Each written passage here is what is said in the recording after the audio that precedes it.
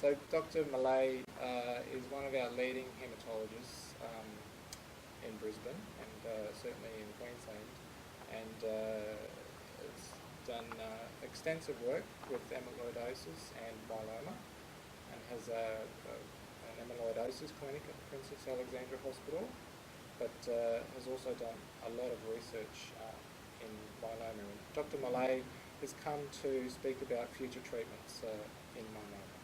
So appreciate that. Thanks, sir. Okay, so this is the history of myeloma here. The first documented case, Sarah Newberry, back in 1844, was described. Terrible disease back then. Untreated myelomas got a median lifespan of only about 6 to 9 months back then. Nothing could be done. She fractured about 12 bones in her body and died after a year or two. And then another case was described when they found this Bence-Jones protein by a doctor in London called Henry Bence-Jones, and he gave his name to this protein that the myeloma makes. Anyway, they had a number of things, treatment, rhubarb and orange peel, not very successful, steel and quinine. So anyway, it was described as a cancer of plasma cells around 1900. They worked out that it was what the description was, and it changed from myeloma to multiple myeloma in the early 1900s. And then melphalan, the first treatment, 1958 was used, the first chemotherapy treatment. So the first treatment that made a difference to how long people with myeloma lived. And then a variety of things changed. These are the treatments that have come along over the years. And more recent time, a bit of an explosion, thalidomide, then bortezomib, then lenalidomide. At the same time, advances made in understanding what myeloma is. How does the cancer work? What makes some myeloma behave differently to others? So I'm going to talk briefly about what we call asymptomatic myeloma, and then focus most of the time here on symptomatic myeloma, that is myeloma that needs treating. Talk very briefly about when myeloma comes back and what we call high-risk myeloma. And this just really relates to the current state of where things are at. And then the second part of the talk will be about new treatments. So this is asymptomatic myeloma. So not all myeloma is causing trouble. And asymptomatic myeloma refers to when we find the myeloma cancer present, typically in the bone marrow, but it's not causing any trouble. It's not affecting the bones, it's not affecting the kidneys, causing calcium problems or anything. And in fact, what we currently do at the moment is we just monitor that situation. That is by blood monitoring, seeing how someone's progressing. The reason for that is that at present, early intervention in myeloma hasn't been shown to improve outcome. This is a bit of a difficult thing to understand sometimes, but if you think you get a cancer diagnosed early, you should get in there quickly, fix it up, and Bob's your uncle, your outcome will be better. But unfortunately, the treatments available to date haven't been good enough to make a long-term impact that actually makes the outcome better. Because chemotherapy is toxic, and because most people in this situation don't need treatment for an average of 5 years, there's no reason, in fact, to rush into chemotherapy. Hopefully, though, one day we'll have some drugs that actually are effective and not toxic, so that maybe you can make an impact. But at the moment, we're not quite there. So it's observation with looking at starting treatment, hopefully just before the myeloma causes any real trouble, before it causes problems in the bones, before it causes kidney trouble. So it does need close monitoring. This is what we've got for symptomatic myeloma, or that is myeloma that needs treating. We've got chemotherapy, which we've got the old chemotherapy agents. We've got the new ones, which are sort of widely known as the novel agents, but they're not novel anymore, so no one really knows what to call them. And then there's newer agents as well. Stem cell transplant still got an important role in myeloma. And I'm not going to talk too much about the rest of these, but radiation, treatment of the bone disease is very important. with some form of biphosphonate. Sometimes surgery or what they call vertebroplasty is required. Supportive care like psychological counselling, palliative care is often very important, and the role of support groups. So I'm just going to talk about these up the top. So firstly, just what transplant is for those not familiar with it. Autologous stem cell transplant works in myeloma, but it's a very blunt tool.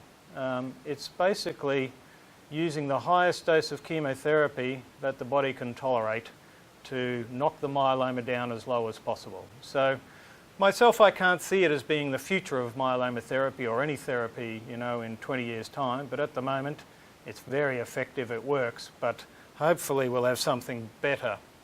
So what happens in a transplant is that you give a dose of chemotherapy that's good for the myeloma, but completely wipes out the normal bone marrow function.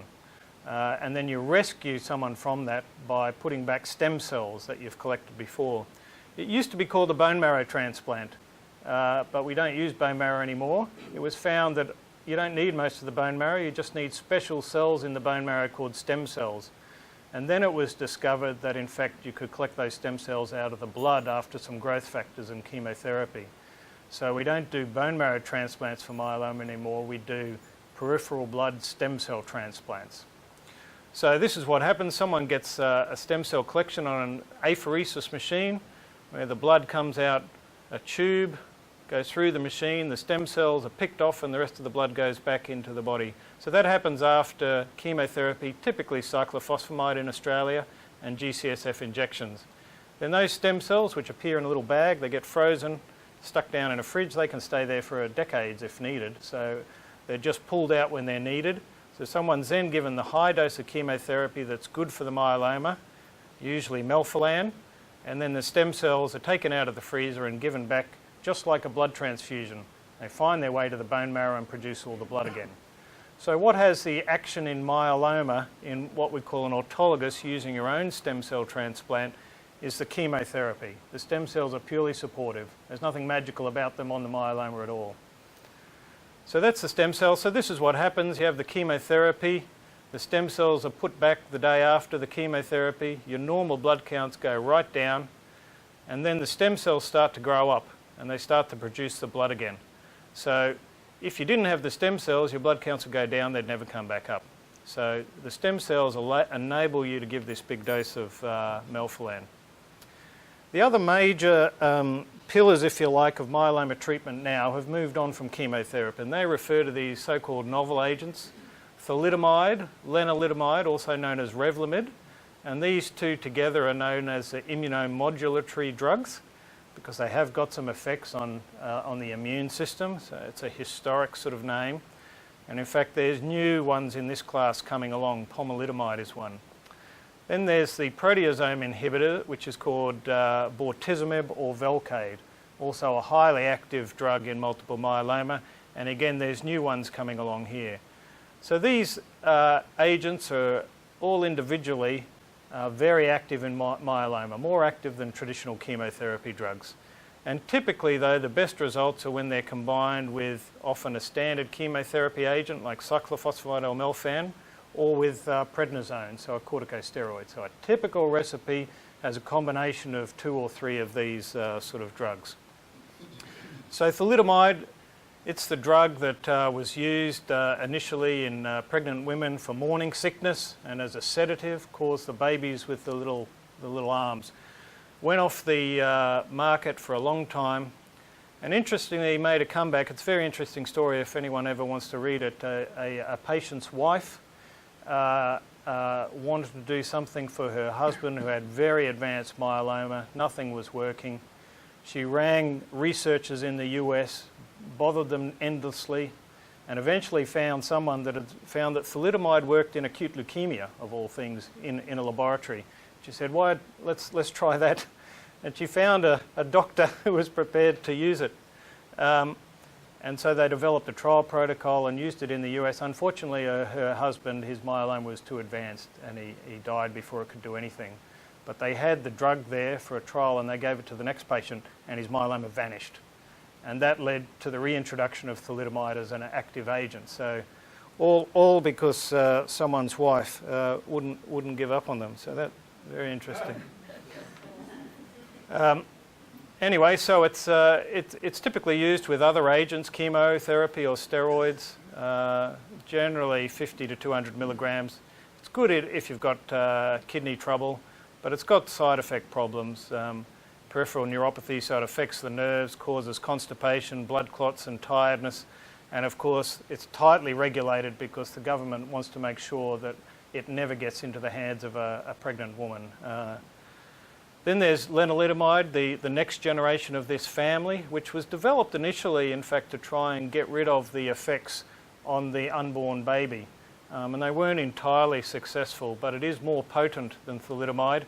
And again, given with other steroids and chemotherapy, given in this schedule of 21 days out of every 28, so 3 weeks on, 1 week off, whereas the thalidomide's given continuously. In Australia, it's available for only when the myelomas come back. It's not available as initial treatment. Bortezomib, first type of drug called the proteasome inhibitor, given traditionally intravenously, but more recent and in fact widespread use now in Australia is giving subcutaneously, but there appears to be less side effects if you give it subcutaneously rather than intravenously. So it's given in lots of funny schedules, twice a week for 2 weeks and 1 week off, or it can be given weekly, and again weekly bortezomib is becoming more widely used, mostly because of less side effects and more convenience. Again, very good drug in when the kidneys are affected, but also problems with affecting the nerves. Peripheral neuropathy can affect the platelets, can cause trouble with the blood pressure dropping. So some of the things that are particularly good about these drugs, sorry you won't be able to read this down the back, but when the kidneys are affected, bortezomib and thalidomide are very good because they're not taken out of the body by the kidneys. Sometimes if you've had blood clots or heart issues, then the bortezomib can be the best situation. For some types of myeloma, the bortezomib and the lenalidomide are better drugs. So depending on an individual's particular circumstance and situation, this can sometimes dictate which of these treatments is optimal. There is a guideline written for Australia by haematologists interested in myeloma, and it can be available online if anyone wants to have an in-detailed read of what I'm about to tell you. It's primarily meant for doctors, for haematologists and oncologists, but it is freely accessible. So this is what sort of happens at the moment in Australia generally. Patients are viewed as being suitable for a transplant or not. And if you're suitable for a transplant, you have some initial chemotherapy, and this recipe CVD, cyclophosphamide, Velcade, dexamethasone, is the most widely used regimen in Australia now. So over 90% of people are being treated with this. Velcade or bortezomib only got funded for this indication a year or so ago. CTD was the favourite before then. So you get some chemotherapy initially to get the myeloma under control. Once you've got some response, you proceed to the autologous AU stem cell transplant, and then plus or minus some sort of what's called maintenance after the transplant. In Australia, that's most commonly thalidomide, sometimes with prednisone. So that would be not the only, but the most widely sort of followed strategy. For people who are not up for the transplant for a variety of reasons, it's typically Velcade-based or thalidomide-based chemotherapy. So you can see how these new agents are sort of standard practice now. And there are trials to support this practice. So melphalan, prednisone, Velcade or cyclovelcade, dexamethasone, probably the most widely used recipes. And then melphalan, prednisone, thalidomide or cyclophosphamide, thalidomide, dexamethasone, all of them chemo drug, thalidomide, steroid combination are the most widely used. And they tend to go for, around a year of treatment. So firstly, to transplant or not, the transplant eligible group worldwide is roughly, this is 65 years or less, transplant, older than 65 not. But it's not a strict age thing. So Some people are 50 and not up for a transplant. Some people are 73 and are up for a transplant. So it depends not just on the age, it depends on, in fact, your assessment of biological age. So some people, as you know, you'll know a 70-year-old that looks like they're 50 and they're going to be able to tolerate something a little bit more. Depends on comorbidities, so other illnesses. So if you had a heart attack recently, you're not going to be up for a transplant, too dangerous. If your kidneys are not working or some other health problems. And of course, patient preference. Some people just don't want a transplant. Some people do want one. And so that comes into the decision a little bit as well. So it's really an overall assessment of the patient as to whether you're fit enough and well enough to go down the transplant path or not. But as a rough rule of thumb, it often is around the sort of 65-year age where the risks of a transplant start to grow and become a bit unacceptable. So typically in Australia, 3 to 6 cycles of induction. The only thing I'll mention is that VAD, vincristine, not Velcade, an old chemotherapy drug that's toxic to the nerves. This is about the only real strong recommendation in this area was that it should no longer be used. People should be treated with one of these new agents now, so the Velcade or the thalidomide or the lenalidomide. So you want to use one of those, and which one you use depends on a lot of factors, including some of the things I mentioned before, plus, for example, whether you can get some of these agents. So the thalidomide and the Velcade are available at the moment, but the lenalidomide is not. So it's available, but it's not funded. So if you want to pay your, I think ends up probably somewhere around 20,000 because of a discount that the drug company's got. It's available through that. For transplant, it's certainly part of routine treatment still, certainly in Australia and most of the world, for younger patients with myeloma. 2 transplant in a row. It sort of underwent a bit of a vogue a decade or so ago, then it sort of went out of favour, and now there's some evidence suggesting that there's some types of myeloma that might actually benefit from it. But for most people, it's typically 1 transplant rather than 2 in a row. And there's a number of trials. I'm going to show you a few of these curves, so it's probably worthwhile getting your eye in on them. These are survival curves, so doctors look at these all the time. So here is the proportion of patients who are alive at any one point. So 100% you start off with, 75, 50, 25%. And then this is, here we got the number of months. So this was the very first transplant trial performed back in the 90s. So quite some time ago, almost 20 years ago now. And what you can see is that the high dose, this is the transplant arm, and for the first 3 years after the transplant, there was no difference in terms of how people were going. But then after that, the transplant arm started to do a lot better. And this was because the myeloma wasn't coming back. And in fact, from this original trial, there's still about 10% of people whose myeloma has not come back. That's a lot of follow-up. And it's raised the possibility of whether some people wonder whether myeloma can in fact be cured. It's typically thought of as an incurable disease, but maybe that's not the case.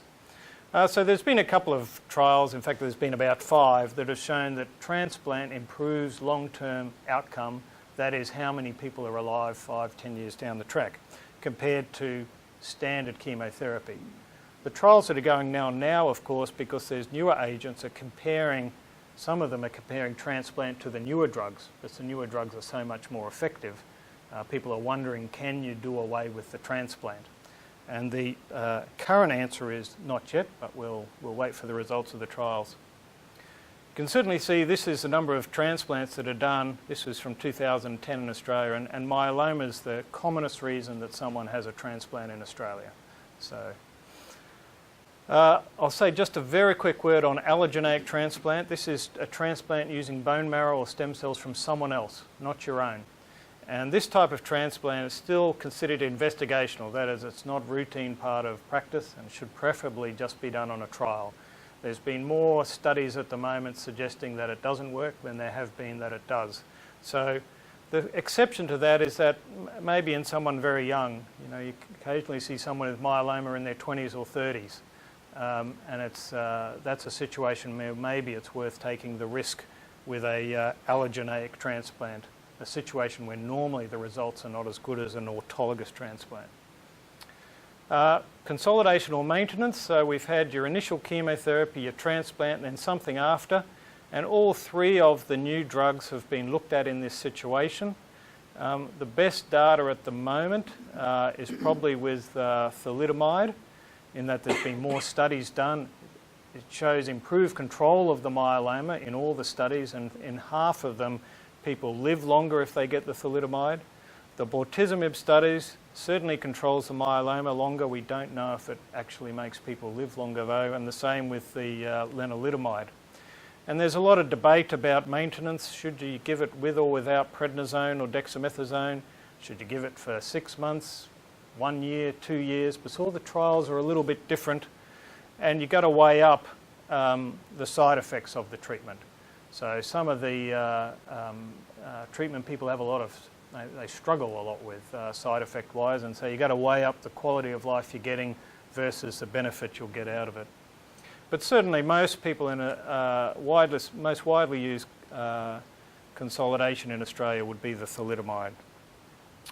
I think I've said most of that, I won't go over it. What about people who are not going down the transplant pathway? So there's been a lot of improvements here. So what was used previously was MP, melphalan and prednisone, the first agent introduced back in 1958. Nothing was better chemotherapy-wise until thalidomide came along in 1999. So lots of different things tried. But now these two would be the most commonly used sort of recipes in Australia, melphalan prednisone thalidomide or melphalan prednisone Velcade, or often the cyclophosphamide can be used instead of melphalan, so cyclo with Velcade or cyclophosphamide with thalidomide. So these are, they'd probably be how 80–90% of patients with myeloma are treated nowadays. I'll show you some information on Revlimid and dexamethasone. Very active combination, but not available or not funded in Australia just at the moment. So this is some of these survival curves. So basically, the top curve is generally, that's the one you want to be on in terms of treatments. That's the one where the disease is controlled, where you're living longer. And in this study, which was an interesting, it was patients above the age of 65, mostly 65 to 75, where they could get old chemotherapy, melphalan prednisone, or melphalan prednisone with thalidomide, that's the best one, or in fact a transplant with reduced dose melphalan. And the transplant didn't help at all, but the thalidomide did. It's one of the pieces of evidence as to why that combination is a standard treatment.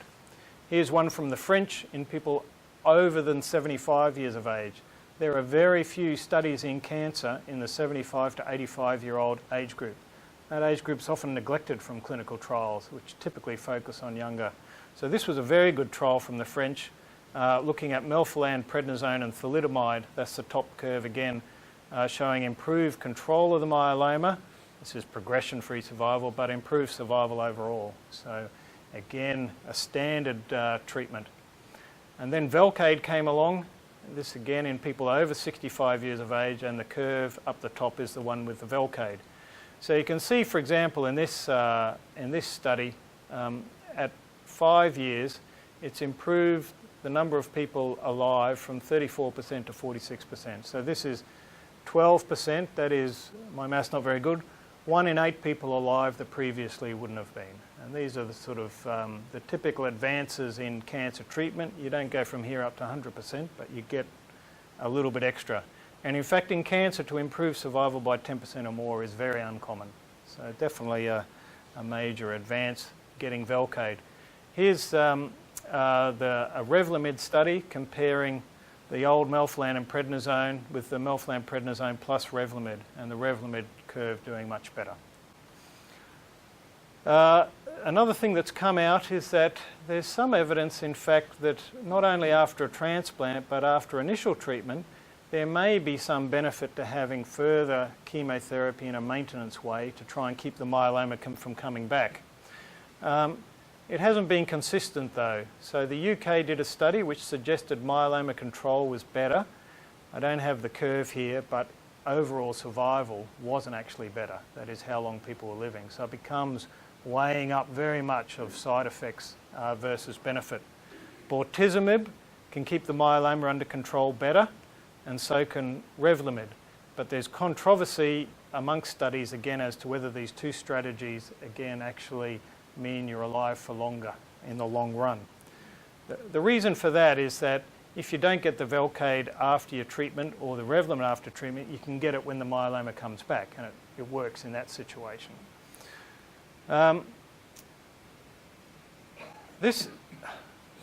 I'll just explain what this is about because it's an important principle in treating older patients, and older in this context is, more than 75 with myeloma. When you get older, you can't tolerate the drugs like you can a 50-year-old. More side effects, more problems. And what's become very clear is that the reason that older people do less well is that when pushing on with standard doses of treatment, they get more side effects, and those side effects force you to stop the treatment. So it's become clear now that in fact it's very important to back off the treatment early, to stay on the active drug even at a lower dose, and in the long run that results in, one, you stay on the drug longer, but two, the myeloma stays under control longer. So this is a very important part of managing myeloma, is carefully looking out for the side effects of the treatment and making the dose adjustments early, not when a major problem's happened. That's basically what that says. Treating myeloma when it comes back. Back in the 80s and 90s, there wasn't a lot of focus on this because when the myeloma came back, there wasn't much that could be done. But in fact now, in someone with myeloma, the survival after the myeloma's come back is in fact it's a large amount of someone's lifespan. And that's because people can cycle through several treatments now. So it becomes very important what to do when the myeloma returns. Plus, almost all patients eventually relapse. So it's important to get some control of the disease to maintain some quality of life. But there is no standard approach. It's highly individualised. It depends on the myeloma itself, when it's come back, what worked the first time, what side effects have you got, what side effects do you want to avoid, what treatments are actually available. And there's a whole range of combinations, including, if what you gave worked really well before, you can just give it again. I won't go through that too much. So this is sort of a bit of an overview of what can sort of happen in myeloma. This is not a set sort of thing at all. But younger patients, often they'll get initial chemotherapy, transplant, maintenance. The myeloma will come back. They might get some treatment based on bortezomib or Velcade. That'll work for a while. It'll come back. They might get lenalidomide. That'll work for a while. It might come back, and then you've got these other agents which are coming along. So particularly younger patients who can tolerate a lot of treatment, patients often cycle through quite a number of different recipes over time. And then similar things can happen with older patients as well, in that when the myeloma comes back, the disease can often be rescued by a different sort of recipe.